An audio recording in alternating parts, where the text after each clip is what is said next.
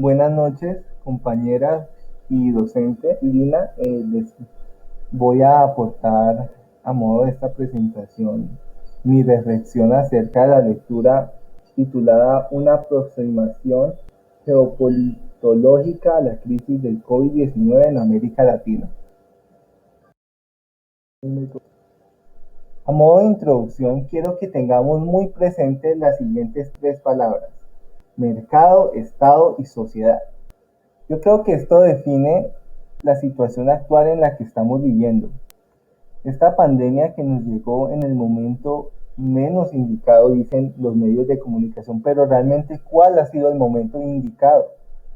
¿Por qué hace tantos años ya se están hablando de pandemias y nosotros ni siquiera tenemos la capacidad en materia de bioseguridad, en materia de UCIs y camas médicas, en materia de Estado, porque el Estado no ha cumplido, ni las organizaciones como Mercosur o la UNASUR en Latinoamérica han tenido un papel protagónico, solo del de salir a las 6 de la tarde o a las 5 en los canales de televisión privada, hablando y diciendo que la situación se está controlando o se está descontrolando, porque eso es otra de las artimañas que tienen los gobiernos: el temor, el generar miedo, pero también el generar una falsa confianza, un aislamiento inteligente que ni ellos mismos se lo creen. Considero que es muy importante que tengamos muy en cuenta el papel del Estado, del mercado y la sociedad, ya que la vacuna puede que llegue, pero ¿quiénes van a ser los responsables de generarla y quiénes van a ser los que la van a distribuir? Esa es la pregunta que nos tenemos que hacer en este momento, porque el 2021 y los años que se vienen con este interrogante: el papel del mercado y el papel del Estado frente a esta situación. Y creo que el texto es muy conciso en decir que es un antes y un después, pero también es la evidencia de que no estaban haciendo las cosas bien en materia de salud, en materia social y en materia de estrategias políticas, y que la situación se está saliendo de control y ya se salió de control, y esto va a afectar a largo plazo, a largo, corto y mediano plazo. Y sobre todo, quiénes van a ser los encargados de distribuirla y hacer de esto un negocio, que ya lo es. Una cita muy importante a tener en cuenta es la siguiente, y es que no se puede obviar que América Latina tiene casi 200 millones de pobres, de los cuales una tercera parte, además, se encuentran en situación de pobreza extrema. De hecho, se estima que el COVID-19 deja consigo otros 12 millones de desempleados y 30 millones de nuevos pobres.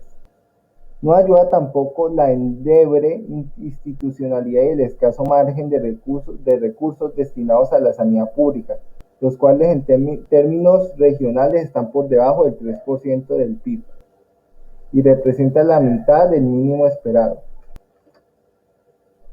La informalidad, que supera el 50%, la falta de acceso a sistemas primarios de salud, afecta a 1 de cada 3 personas en el continente. No olvidemos que los mercados que supuestamente iban a distribuir las ayudas en muchas de las situaciones de las situaciones no sucedió así. Preguntémosle a la mayoría de nuestros conocidos y personas quiénes recibieron el dichoso mercado, quiénes han recibido las ayudas. Los restaurantes se están sosteniendo solos. Los negocios informales y las ventas informales en el centro igual. Es un panorama que realmente deja mucho que desear, y sobre todo lo que está en el artículo es la realidad. Y como pueden ver en la imagen, es absurdo ver que ni siquiera hay respeto por la muerte y por el dolor ajeno, que es otra de las situaciones que nos está afectando totalmente en América Latina, y se está generando una pérdida muy grande del sentido común y de la humanización. La insensibilidad prima, y no solo es el tema del COVID, sino también el tema del abuso policial, del no saber protestar, de que parte y parte no está funcionando bien, y de que esta conciencia ciudadana se está perdiendo. En el sentido de luchar por nuestros derechos, no. pero en el sentido de sentir pensar por el otro y de justificar la muerte de uno o del otro, eso habla muy mal de nosotros, y considero que este artículo está encaminado a evidenciar la realidad, pero también a abrirnos los ojos y crear más conciencia ciudadana, que es lo que más adelante nos dice con las citas de los presidentes y sus argumentos frente al COVID-19. Encontramos otro título que es muy importante tener en cuenta de este artículo, y es la realidad de un continente fragmentado.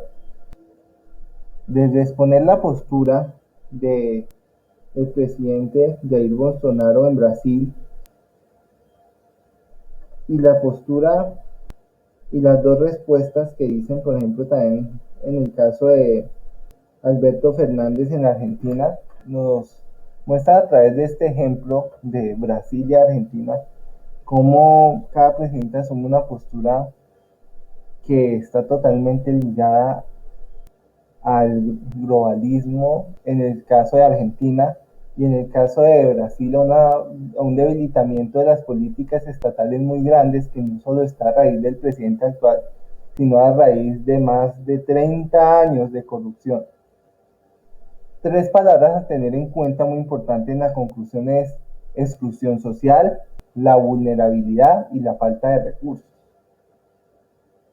Yo quiero preguntarles, en especial en la última que hice, la falta de recursos. Considero que este es como el ítem más importante para los mandatarios en América Latina, y es camuflarse en esta falta de recursos, en que tenemos que cobrar más aranceles, cobrar más impuestos, tributar, que es lo que va a seguir aquí en Colombia, a las personas que ganen más de 3, que ganen a partir de 3 millones en adelante, pero eso es mentira. Las personas que también ganen un salario mínimo o menos, a veces le va a incrementar el IVA a muchos de los productos que consumimos, y etcétera, etcétera.